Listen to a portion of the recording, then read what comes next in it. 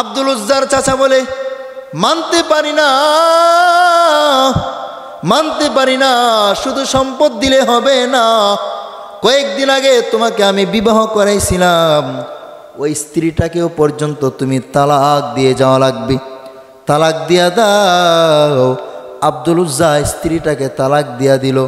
এরপরে বলে, চাচা বিদায় দাও, আমি মদিনাওয়ালা নবীর প্রেমে পড়ে গেলাম, নবীজির কাছে চলে যেতে চাই। আব্দুল উজ্জার চাচা বলে, ভাতিজা রে,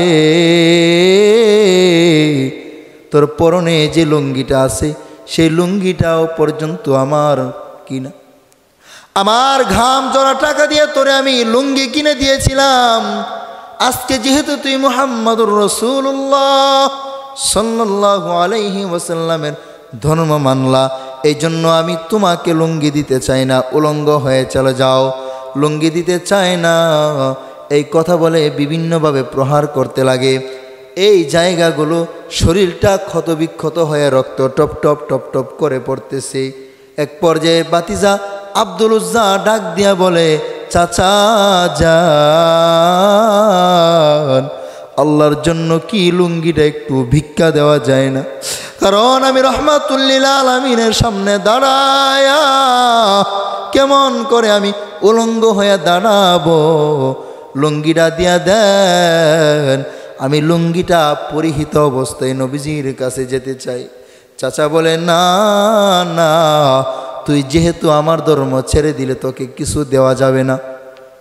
এক পর্যায়ে আব্দুল উজ্জার চাচা লুঙ্গিটা টেনে টেনে টেনে টেনে নিয়ে গেল। উলঙ্গ আব্দুল উজ্জা চোখের পানি ছেড়ে দিয়া আমার আল্লাহরে বলে, মালিক,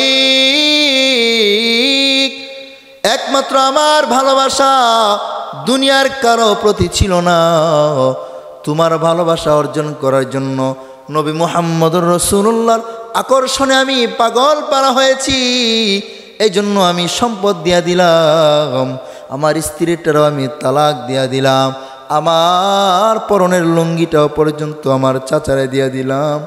এরপরও আমি আল্লাহ আপনাকে পেতে চাই, আপনার নবী মুহাম্মদুর রাসূলুল্লাহর খাঁটি আশিক হতে চাই, তুমি আমার চাহিদাটা কবুল আর মঞ্জুর করে না।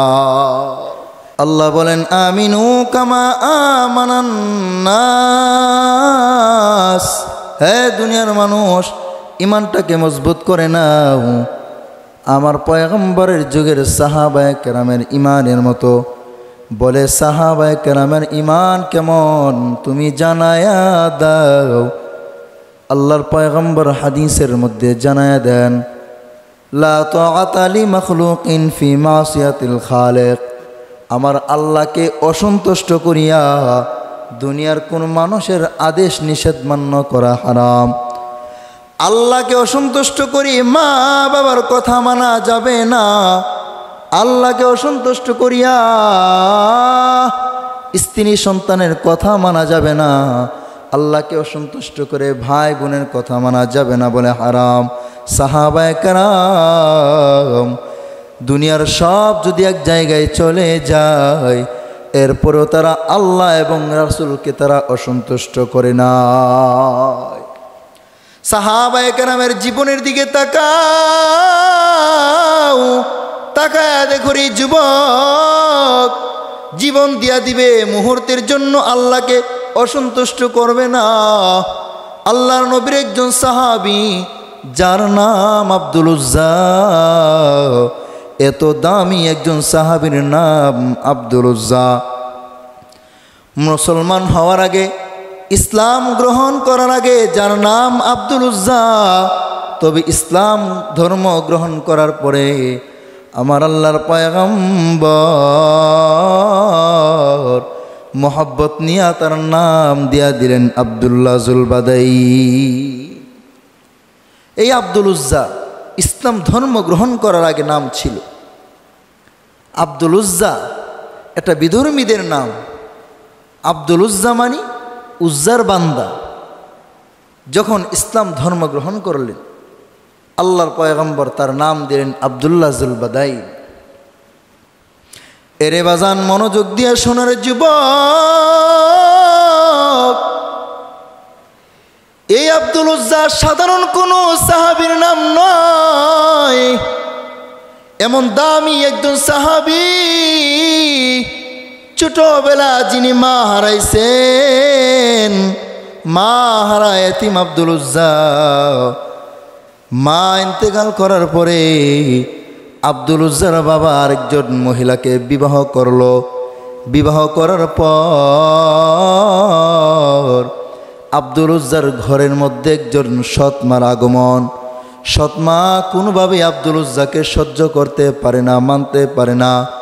সকালবেলাও বলে, বিকালবেলাও বলে, ও আব্দুল উজ্জার বাবা, আপনার সন্তানটাকে অন্য কারো বাড়িতে দিয়ে দেন, আমি লালন পালন করতে পারি না।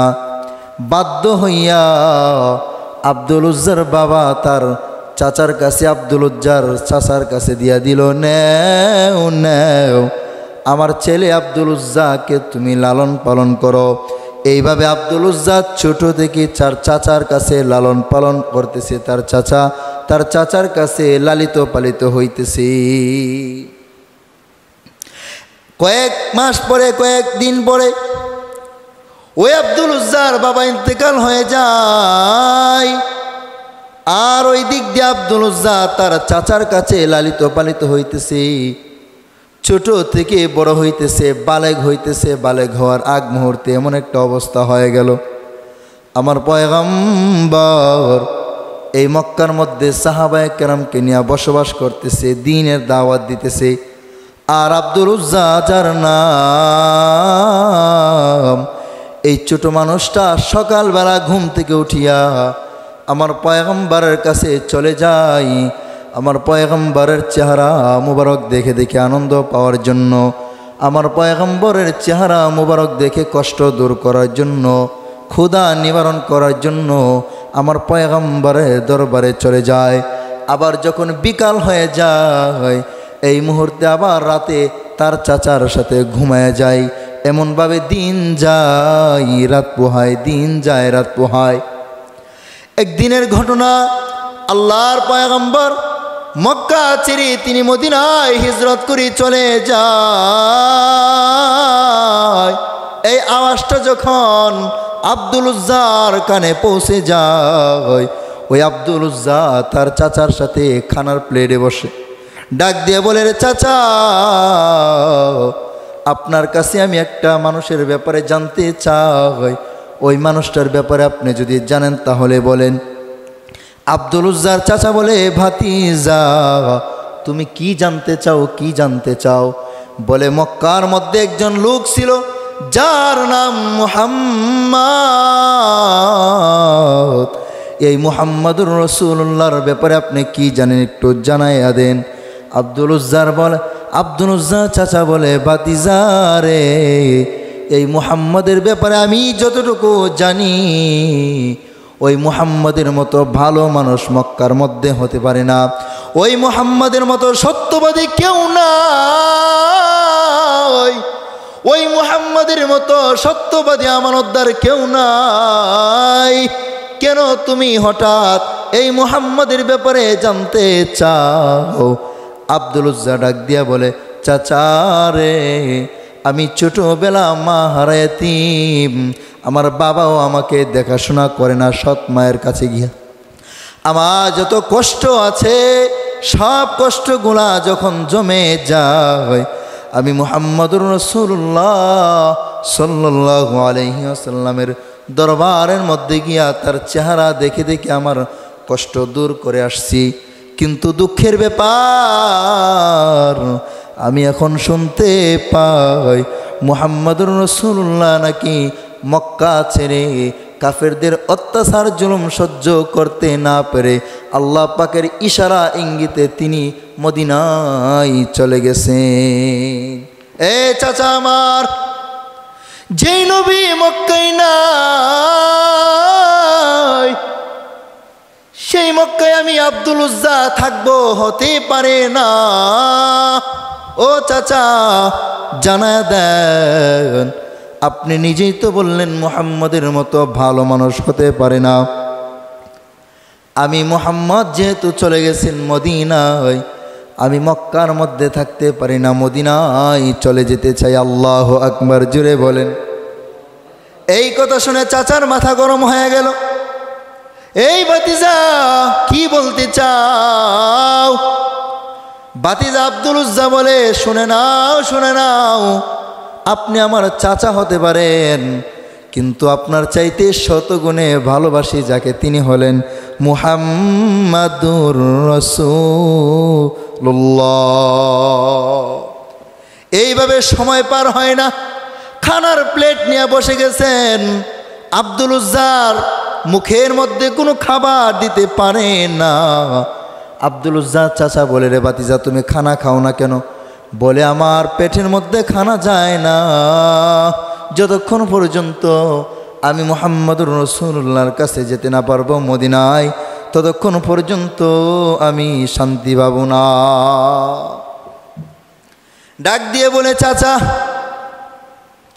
আপনি নিজেই তো বলেছেন মুহাম্মাদের মতো সত্যবাদী কেউ না, আপনি আমাকে ওয়াদা দেন, আপনি কি তাহলে মুহাম্মাদের দিন মানবেন কিনা? আপনি কি মুহাম্মাদের এক আল্লাহ পাক রব্বুল আলামিনকে মানবেন কিনা বলেন। এই আব্দুল উজ্জার চাচা বলে, ভাতিজা রে আমি মানতে পারবো না, কারণ আমি 360টা মূর্তি পূজা করি। এই 360টা মূর্তি আমার প্রয়োজন পূরণ করতে পারে না, আর মুহাম্মাদের আল্লাহ এক, সেই আল্লাহ এক হইয়া আমার যাবতীয় প্রয়োজন কেমন করে পুরা করবে? না, মুহাম্মদ ভালো হইতে পারে, সত্যবাদী হতে পারে, কিন্তু জেনে নাও সেই মুহাম্মদ কিন্তু আমার ধর্মের লোক না, সে মুসলিম ধর্মের লোক, আমি মানতে পারি না। এই কথা বলার পরে আব্দুল উজ্জার মাথা গরম হয়ে যায়। ডাক দিয়া বলে, চাচা যান, আপনি যদি মুহাম্মদুর রাসূলুল্লাহর ধর্ম মানতে না পারেন, মদিনাওয়ালা নবীর আকর্ষণ যদি আপনার ভিতরে না থাকে, তাহলে আমি জানাইয়া দিলাম, খানার প্লেট সামনে নিয়ে আমি আপনার সামনে আমি কালিমা পড়ে নিলাম, লা ইলাহা ইল্লাল্লাহু মুহাম্মাদুর রাসূলুল্লাহ। এই কথাটা শুনে আব্দুল উজ্জার চাচার মাথা গরম হয়ে যায়।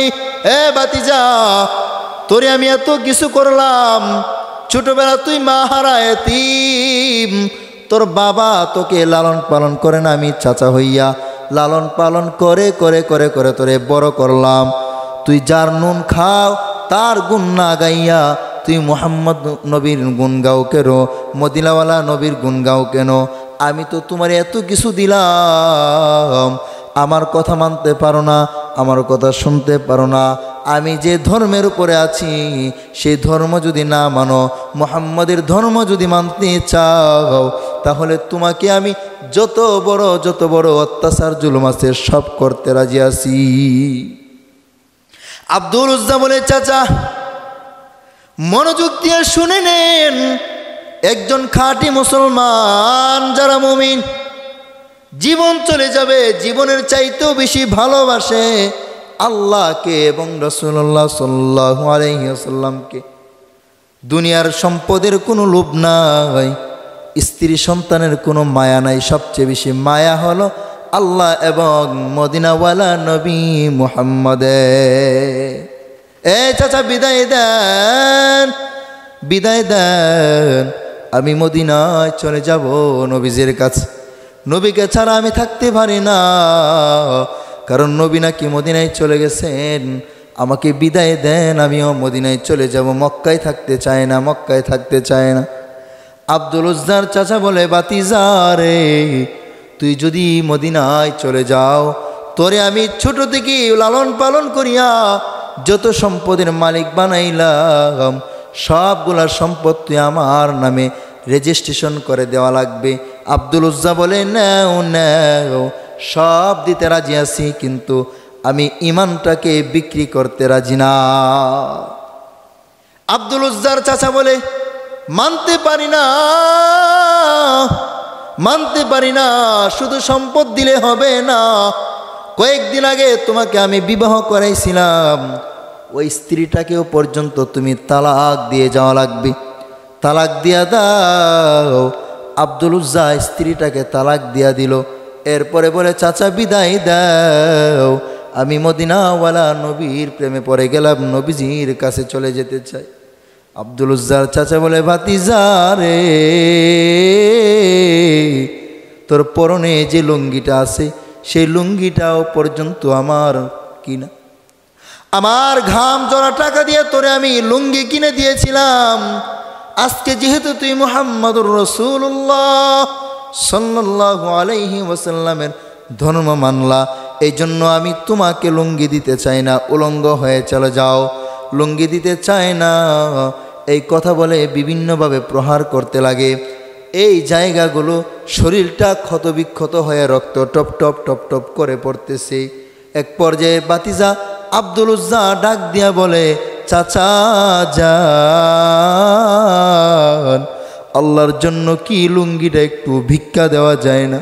কারণ আমি রাহমাতুল লিল আলামিনের সামনে দাঁড়ায়া কেমন করে আমি উলঙ্গ হয়ে দাঁড়াবো, লুঙ্গিটা দিয়া দেন, আমি লুঙ্গিটা পরিহিত অবস্থায় নবীজির কাছে যেতে চাই।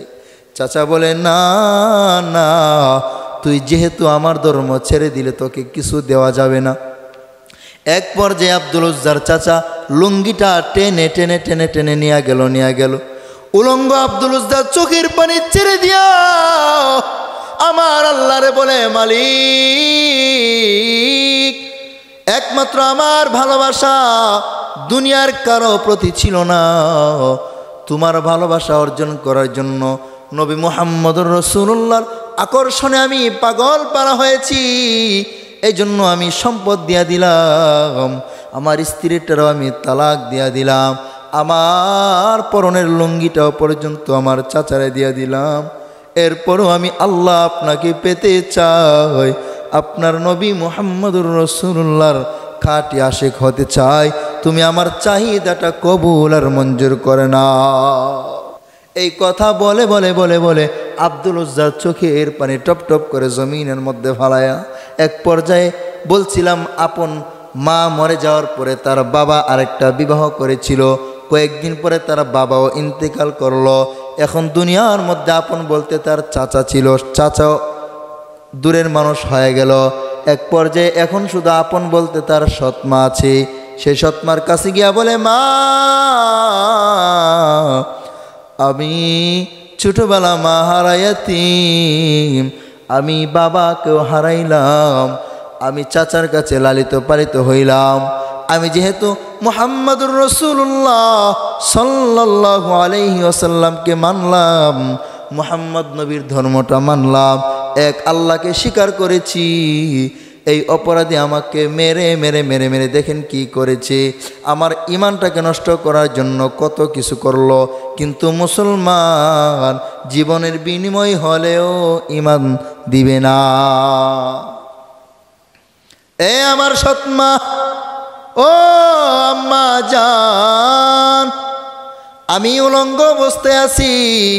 ওই মাটা তাকায় দেখে আব্দুল উজ্জার পরনে কোনো কাপড় নাই।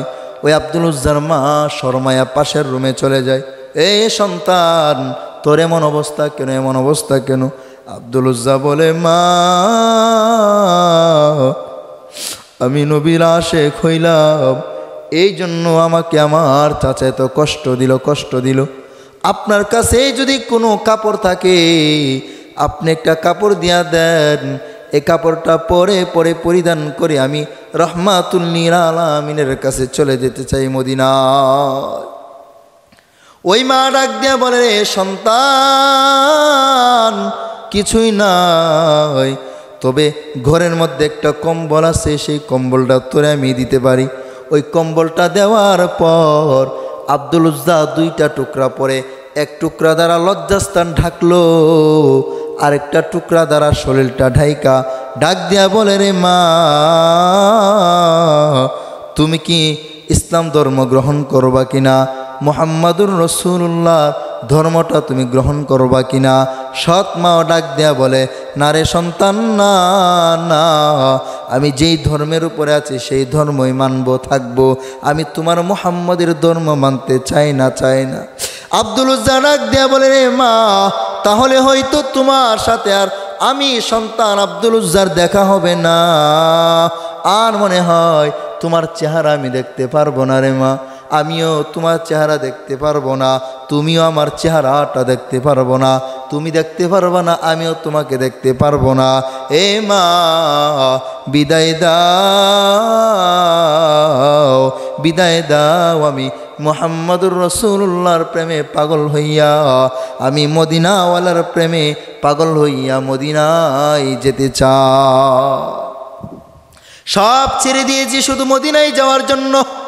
কোটি কোটি সম্পদ ছেড়ে দিলাম, আত্মীয় স্বজন সম্পর্ক ছিন্ন করে নিলাম, একমাত্র কেবলমাত্র মদিনাওয়ালার পাগল হইয়া মদিনায় যেতে চাই, মদিনায় যাব, অনুমতি দিয়া দেন রে মা। মা বলল, যাও যাও। খুশি মনে আব্দুল উজ্জা পাগল পারা হইয়া মদিনার প্রান্তরে ছুটলেন, মদিনায় চলে যাবে।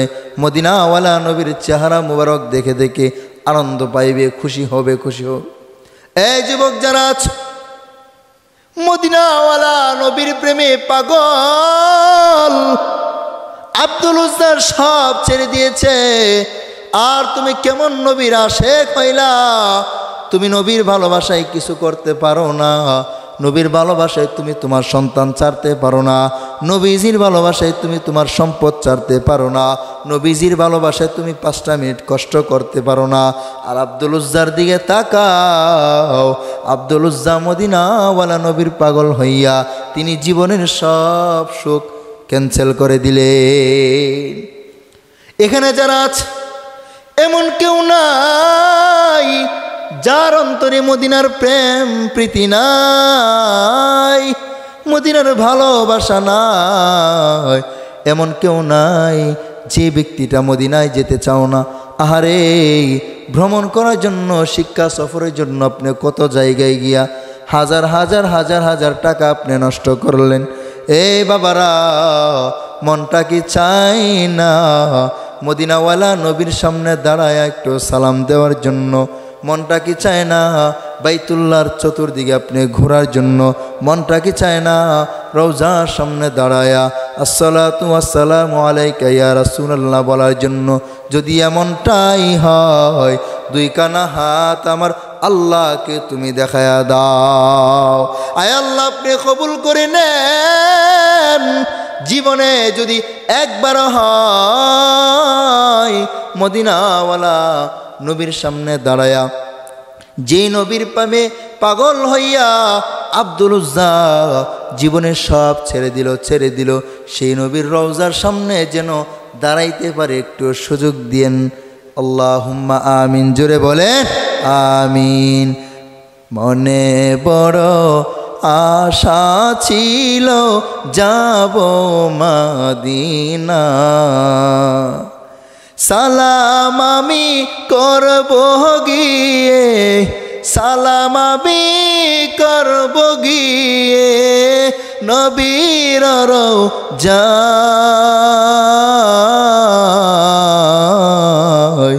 মনে বড় আশা ছিল যাব মদিনায়। আরব সাগর পারি দেব, নাই কই আমার তরি, পাখি নয় যে উড়ে যাব ডানাতে ভর করি। আরব সাগর পারি দেব, নাই কই আমার তরি,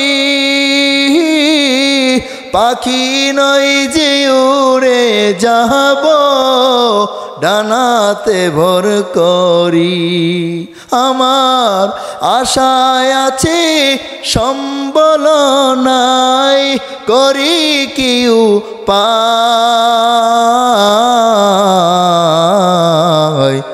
মনে বড় আশা ছিল যাব মদিনায়। কৌশল করে নিয়ে যাইও, কৌশল করে লইয়া যাইও প্রাণের মদিনায়।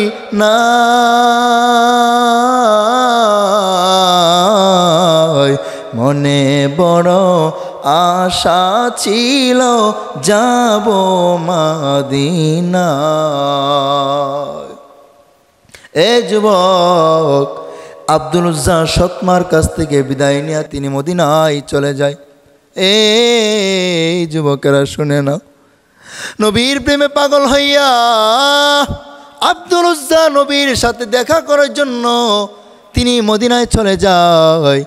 ফজরের নামাজের সময় হয়ে গেল। ফজরের নামাজের আগ মুহূর্তে তিনি মসজিদে নববীর কাছে দাঁড়ায় আছে। আমার পয়গম্বর নামাজের জন্য মসজিদে আসবে, আর আব্দুল উজ্জাকে ডাক দিয়া বলবে, রে আব্দুল উজ্জা, তুমি কেন কান্না করো কান্না করো? এই কথাটা শোনার জন্য আব্দুল উজ্জা মসজিদের সামনে দাঁড়ানো আছে। আব্দুল উজ্জা দাঁড়ায় আছে। এই মুহূর্তে আব্দুল উজ্জাকে আল্লাহর পয়গম্বর দেখিয়া ডাক দিয়া বলে, যুবক, তোমার চোখে কেন পানি দেখা যায়? তুমি কেন কান্না করো কান্না করো? কি তোমার পরিচয়? মিন আইনা জিতা, কোথায় থেকে তুমি আগমন করেছ রে যুবক? কি তোমার পরিচয় শোনায়া দাও। আব্দুল উজ্জা চোখের পানি ছেড়ে দিয়া কান্না করে বলে, পয়গম্বর, আমার পরিচয় হলো দুইটা। এক নম্বরে আমি একজন ইয়াতীম, ছোটবেলা যার মা নাই। আমি ছোটবেলা মা হারাইছি, মা হারাইয়াতিম। মা জননীর আদর আমি পাই নাই। সে মা জননী আমাকে ছোট রেখে ইন্তেকাল করেছে। এটা হলো আমি এক নাম্বার আমার পরিচয়। দুই নাম্বার পরিচয়, আমি একজন মুসলমান। আমি ঈমান আনার জন্য আমি জীবনের সব সম্পদ ছেড়ে দিলাম, আমার পরনের লঙ্গিটাও পর্যন্ত দিয়া দিলাম একমাত্র আমার আল্লাহ এবং আপনি নবী মুহাম্মদুর রাসূলুল্লাহর চেহারা দেখে দেখে আমি জান্নাত অর্জন করার জন্য। মনে রাখবারে যুবকেরা, আমার নবীও ইতিম। ইতিম নবীর সামনে যখন কোনো ইতিম দাঁড়ায়, তখন আমার নবীও চোখের পানি ধরে রাখতে পারে না। আব্দুল উজ্জা যখন বলল, ওরে পয়গম্বর, আমার মা নাই, আমার বাবা নাই, আমি ইতিম, বড় ইতিম। এই কথা শুনে আমার পয়গম্বরও কান্না করে, আব্দুল উজ্জাও কান্না করে। আহারে, আমার পয়গম্বর বড় ইতিম, যিনি জন্মগ্রহণ করার আগে তার বাবা দুনিয়া ছেড়ে চলে গেলেন এবং ছোটোবেলা মা হারাইলেন। আব্দুল উজ্জার অবস্থাটাও এমন, ছোটোবেলা মা হারাইলেন এবং ছোট থাকতে তার বাবা হারায় তিনি এতিম হয়ে গেল। আমার পয়গম্বর আব্দুল উজ্জার মাথা হাতায় বলে, হে আব্দুল উজ্জা, তোমার চেহারার মধ্যে রক্ত কেন বের হইতেছে? শরীরের মধ্যে কেন রক্ত বলে দাও। আব্দুল উজ্জা বলে, পয়গম্বর, আমি যখন শুনলাম আপনি মক্কা ছেড়ে মদিনায় চলে আসছেন, আমি আর নিজের মক্কায় রাখতে পারি না। আমি যখন আমার চাচার কাছে বললাম অনুমতি দিয়া দেন, আমি আমার নবীজির কাছে যেতে চাই। এই কথাটা বলার কারণে আমার পয়গম্বর ভালো করে শুনে নেন, আমার চাচা আমাকে মেরে মেরে মেরে মেরে এমনকি পরনের লুঙ্গিটা পর্যন্ত রেখে দিয়েছে। নবী বলে, হে আব্দুল উজ্জা, হাত বাড়ায় দাও, মুসলমান বানায়। আব্দুল উজ্জা হাত বাড়ায় বলে, ওগো পয়গম্বর, আমি হাত দিয়া দিলাম, আমার আপনি মুসলমান বানায় দেন। লা ইলাহা ইল্লাল্লাহু মুহাম্মাদুর রাসূলুল্লাহ সাল্লাল্লাহু আলাইহি ওয়াসাল্লাম। হে আব্দুল উজ্জা, এখন থেকে তুমি আর আব্দুল উজ্জা না, তোমার নাম আব্দুল উজ্জা রাখা যাবে না, তোমার নাম আমি পয়গম্বর দিয়া দিলাম আব্দুল্লাহুল বাদাইন। যেহেতু তিনি একটা কম্বলকে দুইটা টুকরা করিয়া, একটা টুকরা দিয়া লজ্জাস্থান ঢাকলো, আরেকটা টুকরা দ্বারা তার শরীরটা ঢাকলো, এই জন্য আল্লাহর পয়গম্বর আব্দুল্লাহুল বাদাইন নাম রাখলেন। সুবহানাল্লাহ। এই যুবকেরা, আব্দুল উজ্জার জীবনীটা তুমি ফলো করে নাও। কেমন নবীর আশেক হইতে পারলা? সেই মদিনাওয়ালার নবীর জন্য তুমি কি করেছো? আজকের এই মাহফিল থেকে তুমি ওয়াদাবদ্ধ হয়ে যাও। জীবন যদি চলে যায়, ইমান বিক্রি করা যাবে না, রাসূলের মহব্বত বিক্রি করা যাবে না, ইমান চলে যাবে না। দুনিয়ার সব কষ্ট সহ্য করতে রাজি, এরপরেও মুহূর্তের জন্য আল্লাহর রাসূলের আদর্শ ছাড়তে রাজি না। যদি এমন হয়, দুই কানা হাত আমার আল্লাহর দেখায়া দাও।